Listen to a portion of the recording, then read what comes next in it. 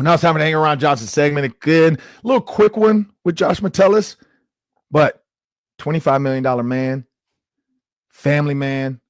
But I had to ask him, with your kids, who on the team? Because I was like, man, let's do a little roll over. You tell us what Metellus, tell us what Metellus, tell us with Metellus is back for at least 4 to 5 more years. And I was like, I'm gonna put you on the hot seat. Who would you not want to babysit your kids? And he gave a pretty funny answer. So Josh, man, you've been working hard, man. I've been cheerleading for you because I don't know if you saw the pictures. Probably saw the pictures on there, man. You was like one of the first interviews I did years ago. This is year 11 for me now. And one, I got to say, man, when you signed that contract, you had the pen for a while. What's that story with the pen? Honestly, so my rookie year, COVID, we coming in. We're finally in the building. We're getting our contract signed. And Rick Spielman tells me about a story about how Tutu signs all his contract with the same pen. Me being a Tutu fan and trying to be just like him, I tell Rick I'm going to do the same thing. Okay. You know, he kind of tells me worry about making the team first kind of thing. You know, so I'm like, you know what, I'm going to keep this pen close. So, you know, now it's just a testament to, you know, where I've been. And every time I step up on this field, I beat the odds. You know, I'm a 6th-round draft pick who got cut. So, you know, I feel like every time I'm out here, I'm beating the odds. So that's a testament to that. Hey, man, you know what? And I never even thought about this. You played in Michigan. A lot of people don't put you with Michigan. You know what I mean? I don't know why. I don't know why. They don't put you. They talk about JJ's Michigan. They talk about Tom Tom Brady. Yeah. But you're a Michigan guy, man. When you look at the scope of college football right now, just real quick, when you think about NIL, man, and all that, how do you think that's going to change or, like, in the future affecting kids, like, staying at schools? Like, you know, Michigan's one of the top ones, but, you know, guys deciding to go to these smaller schools, do you think it's going to hurt college football? Oh, man, I just think, like, you know, I think adversity is a big part of this game, man. And, like, for me going into school, you know, at first they wanted me to gray shirt. You know, I had to work my way into my spot. I think, you know, just knowing that, like, to fight that adversity day in and day out and not just being able to get up and leave helped me, you know, become the person I am. So when I got cut, you know, I looked myself in the mirror and was like, you've been through this before. You know how to fight. But, I mean, you know, at the end of the day, to each one, you know, I know guys want opportunity. And, you know, the big thing about this league is getting that opportunity. You can't show nothing if nobody's watching, right? So, I mean, you know, it's like almost that give and take. You know, I just hope guys don't lose that will of fight, you know, and I think, I mean, it's good that guys are getting paid, but, you know, I think that will of fight and that when you're back against the wall and not just to run, you know, that fight or flight thing is real. And, you know, I think on this field we have to be fighters. And last one, man, like I saw you when you signed the contract, everybody seen I just posted the end. Everybody could talk about all the other stuff, man. Your face, you could tell like it was like a little bit of relief. Like I can just go back to football now. Yeah, man. Everybody did their job. Now I can focus on what's most important, which is me on this field. Yeah, and everybody knows, man, this football stuff, this fuels me, man. This is my fire. And, you know, this offseason, I mean, I didn't take a rep since the Rams game, you know, and that was a bad taste. So, you know, for me not to, you know, feel like myself, you know, around the building just because I'm not out here on the grass with my brothers, you know, that was a sign of relief for sure. You know, just be able to, like, have that clear head, especially going into the year, knowing my family's taken care of, you know. Right before then, I was call my wife, call my mom, you know, hearing them feel that sign of relief as well. You know, it was special, and, like, now I could go out here and prove to people that, you know, I'm still beating the odds and I'm still making my way to the top because that's where I'm going to be. And you're a big family man, I lie, you know, just like any football coach lies. You got one more rep. Tell us what Metellus is back for a long time now. Sir. So I'm going to put you on the Tell us Metellus hot spot. Tell us Metellus is going to tell us if you had to pick somebody that you said, I do not ever want him to babysit my kids, who would it be? Dwight Nudie McLaughlin. He will never spend one-on-one time with my kid. He could be around my kid because he is a kid, but I would never let him watch my kid. Why? Because he got to grow up first. You can't watch a kid and you a kid. Nah, man, that's my guy though. I love Nudie, man. I'm just joking with him. He actually is a good person too though. So I actually might let him watch my kid. But yeah, man, right now he got to earn that. All right, man. Well, that's Josh Metellus and Ron Johnson, man. Appreciate you. Good luck, man, and congrats, man. Well, yeah, man, Sam, the one thing I love about him, like, so I know he talked about the pin. You know, he told the pin story about Harrison Smith. Tutu, for those that don't know, Tutu is Harrison Smith. I was thinking Tutu Atwell at one point because I know Tutu as well. But I'm like, I know Rick Spielman wouldn't be talking about Tutu Atwell. But he's talking about Harrison Smith. And, you know, off camera, I asked him too, like, man, what else have you, like, taken from Harrison Smith, man? He said, you know what, just doing things the right way. And so I think that's the reason why he didn't hold out.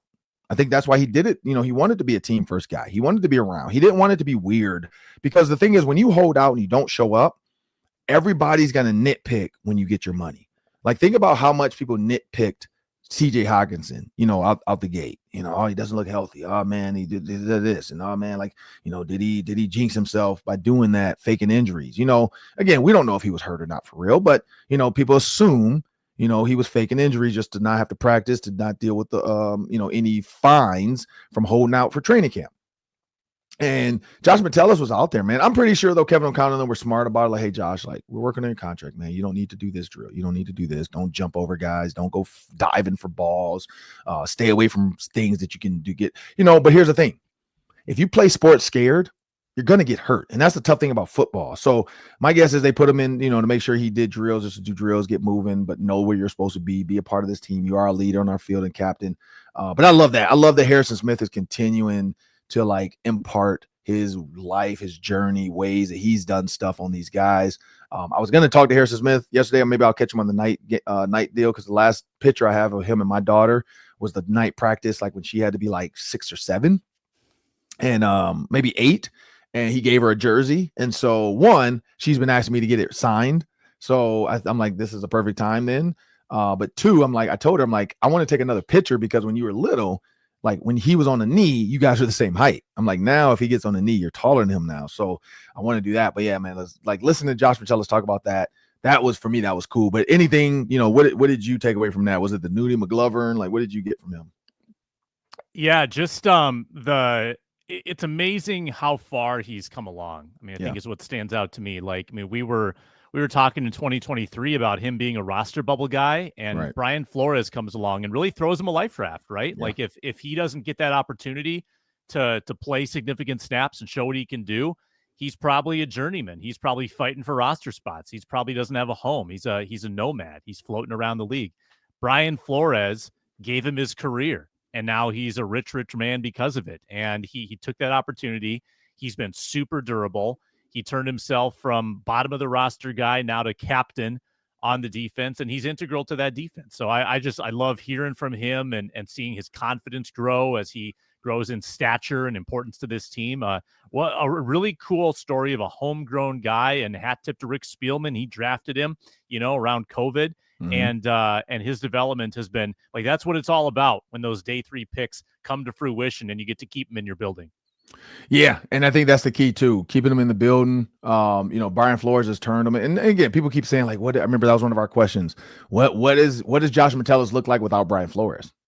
Hopefully, we'll never know. Like, hopefully, we won't know for a while.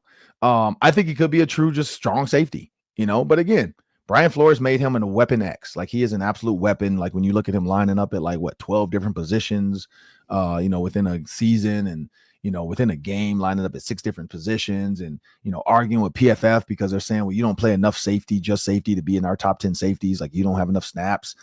You did this many snaps at linebacker. I'm like, the fact that he did that many snaps at linebacker, that many snaps at DN, that many snaps at nickel, that many snaps at free, that many snaps at strong, doesn't that make him better? Like, I don't understand that. I don't understand how can you knock somebody for doing too much? Like, you do too much, man. You're too good. You're just too good. We can't give you top 10 of any position because you're all of them. You're too good. I've never seen people not understand how to just come up with a category of he's a safety that does more than any other safety. Like, just call it what it is. No other safety could do what he does. And, and maybe wherever he goes next, like 5 years from now, if the Vikings don't want him and he has to sign with another team, maybe the next team he goes to, maybe Brian Flores is a head coach by then. Maybe Brian Flores is taking a head coaching job. Trying to think who's in jeopardy. The Cleveland Browns. Stefanski could be in jeopardy depending on what happens with his quarterback situation there, because he's got Gabriel, Shadur Sanders, and he's hoping, somebody comes out of this pack. And we know quarterback takes you a long way. Could that job come open? Could Andy Reid retire finally with the Chiefs? And do the Chiefs say, you know what, let's get Brian Flores in here? Like, Patrick Mahomes is good enough that he's not going to let Brian Flores bother him. I was about to say Miami, but I don't think he's going back to Miami. He's not going back to Miami. He's still trying to sue them. They would have to have an ownership change for that to happen. Trying to think, like, I'm just thinking off the top of my head, those teams, the Chicago Bears, like maybe he doesn't, or the New York Jets, like those are teams new coaches, they might not work out 3 years from now. They're like, look, let's give Brian Flores a chance. Because the other jobs for me feel pretty like solid, unless these guys decide to retire. And that's that. I was trying to think about retirement groups. I'm trying to think about the worst teams, but a lot of those worst teams, Titans, and they all got new coaches. Texans, new coaches like D'Amico Ryans, and so it's tough to look at the new coaches other than the ones that like are bad jobs, like the Bears continuously has been a bad job if you can't find a quarterback. And I think that's every team though. Unless you just have a dog defense like the Ravens have had in the past years with Brian Billick, where it's like, hey, look, we don't need a quarterback. Our defense is going to win these games. But that's the one thing. But speaking of defense, a little bonus Hang Around Johnson segment. Got a chance to catch up with Kobe King. And, saw him walking off the field. It's my guy from Detroit, and he was one of the, as soon as he got drafted, he blessed us with a show, him and his twin brother, Kalen, who's with the Packers, and caught him carrying some veteran helmets. So I just had to ask him a little bit about that. We got that coming up next. So, of course, hanging around Johnson at training camp, I got my guy Kobe King hanging on me, Detroit, Michigan. Shout out to Cass Tech, I guess I got to say. Yeah. But, hey, man, you're carrying the vets' helmets, man. So what's that been like, that transition? It's my first time, so I actually take pride in it, man. I'm a rookie, so, I don't really catch feelings or attitude when they ask me to do something for them. They respect me, I respect them, so, and it's coming from the older guys that, I take bits and pieces from the details from, so I'm learning from them, and, hey, I respect them, so it's just my duties. So did they say, like, take my helmet, or was kind of like I was walking, because we all dropped our helmets and went down there to the fans and signed some stuff, and I was walking back. I already thought in my head, like, let me grab this helmet, because I seen the green. I was walking back, and my helmet was close to his helmet, and we was coming back from signing autographs with the fans, and I already thought in my head, like, let me just grab the helmet, because I ain't really see that many people around. He's like, yo, Cole, can you grab it for me? I said, I already got you. And who's that, Cashman? He will. Oh, okay. Yep, Wilson. Eric Wilson. Yep. So other than that, though, man, training camp is your first one. Penn State, we know you did that. Detroit, Martin Luther King, Cass Tech, we know all about those stories. But how has your first NFL training, because I know your brother went before you, so what has he told you to prepare for training camp going into this? Just prepare for the long days, which I'm prepared for. I'm embracing, taking advantage of, and when your opportunity comes, take advantage of it, and just, take it day by day, which I already instill in my routine, and just have fun with it. I'm having fun, I'm learning, growing, making new mistakes, improving, and just, having fun ultimately, because that's the main thing. If I'm not having fun out here and just, playing my hardest, then they gonna see it. So, well, appreciate it. Caught up with Kobe King. We got Vikings Game Day Live coming up soon. So we'll see how he does in the preseason. Yes, sir. Appreciate it.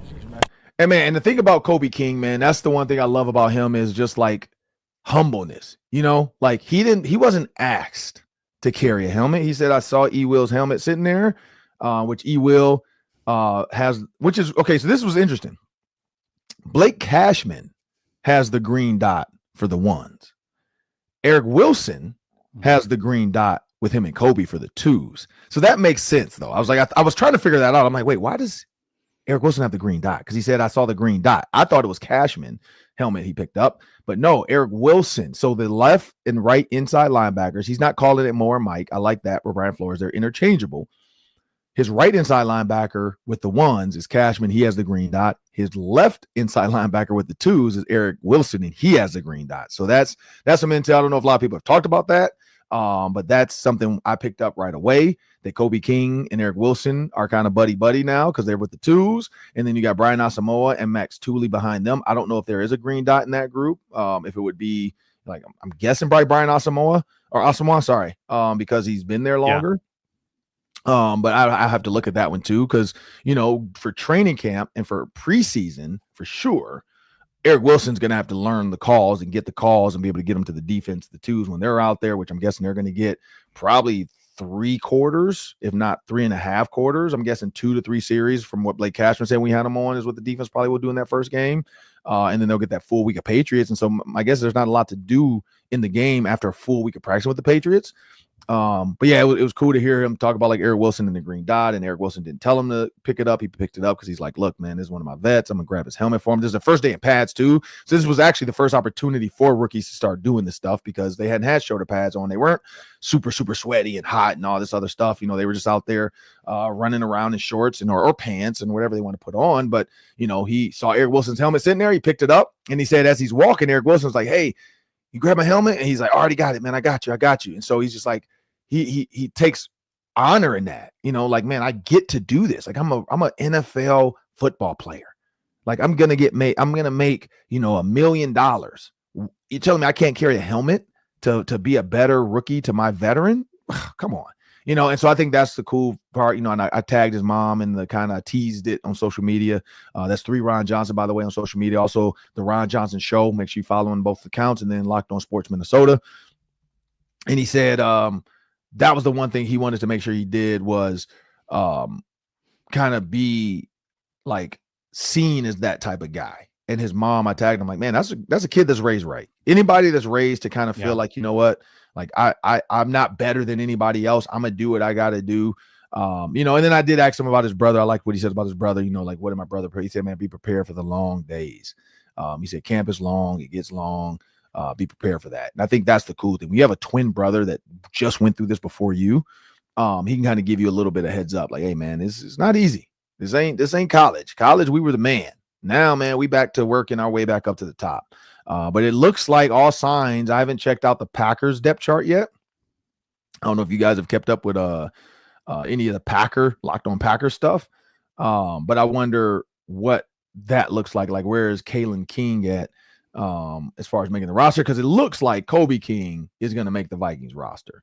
For the Packers depth chart, I'm looking it up now real quick, but the Packers depth chart, I'm not sure where Kalen King stands. And let's see what ESPN has to say, because that's I could go to the Packers official, but I'm guessing they didn't load anything up yet.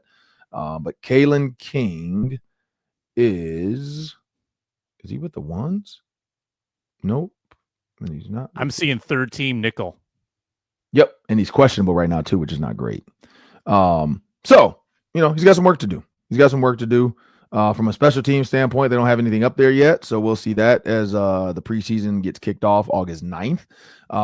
And that'll be, you know, it'll be fun. I'm hoping his brother makes the team, because it would be fun to have them here for the Packers-Vikings game once, sorry. But then they're going to play each other twice. You know, they don't have to play against each other, but maybe special teams, they would face each other. And so I just love cool stories like that. Twins, Detroit Cass Tech High School, Penn State grads. But you know, I think that'd be cool. But yeah, is there anything from Kobe King that you kind of caught on to? Yeah, I mean, it's pretty clear. You now had him on the show twice.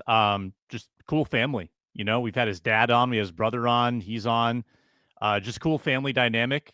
And yeah, I think this is one of those players that he could be playing a big role in a couple of years, right? I mean, who knows the future down the road of Pace and Cashman if they, you know, sign another contract with the team. So you never know who's in the pipeline who could be in a starting role a couple of years down the line. So I think it's important to watch his development. Maybe he's the fourth linebacker, key special teamer this year, and then who knows moving forward. Right. And that's the thing, you know, for him, you don't know what that role looks like, because again, Ivan Pace, Cashman, Eric Wilson, older, you know, so who knows how much longer he'll have in the league and with the Minnesota Vikings. But yeah, Kobe King could become a like solid third linebacker that kind of sticks around like a Bart Scott. If you remember Bart Scott, he was the same way with Ed Hartwell and Ray Lewis. And then all of a sudden, Ed Hartwell leaves, Bart Scott takes over with Ray Lewis, becomes kind of that guy, and then Bart Scott gets his own shot with the New York Jets when Rex Ryan leaves. So, you know, I feel like that's kind of the trajectory that Kobe King can have. And when you see him next to the other guys, this thing, man, I always talk about seeing linebackers or NFL players next to other NFL players. Like, he fits, like he's big, he's strong, his neck, you know, shoulders. He looks like the linebacker group. Like, he doesn't look like a small guy out there. Like, you look at Isaiah Rodgers, he's a small guy. You know, he's a little guy. You can kind of tell right away he uses ball skills, footwork. You know, he's not like he's not Xavier Rhodes. Xavier Rhodes was every bit of 6'1", 6'2", you know, big, strong, long arms, physical.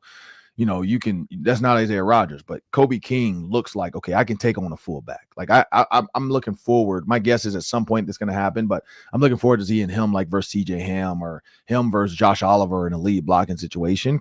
Or probably Patriots, you know, probably that. Well, first preseason game for sure, but Patriots week for sure. We're going to see a lot of those drills because you have to get the cobwebs. You have to knock the cobwebs off. You know, you don't want to get into that first game and all of a sudden start trying to tackle people and you don't have it. And I think that's the reason why they're doing these joint practices. But no, I'm glad. Thank you to Josh Metellus. Thank you to the Minnesota Vikings for allowing me to be out there. And thank you to Kobe King, of course, again, for joining us.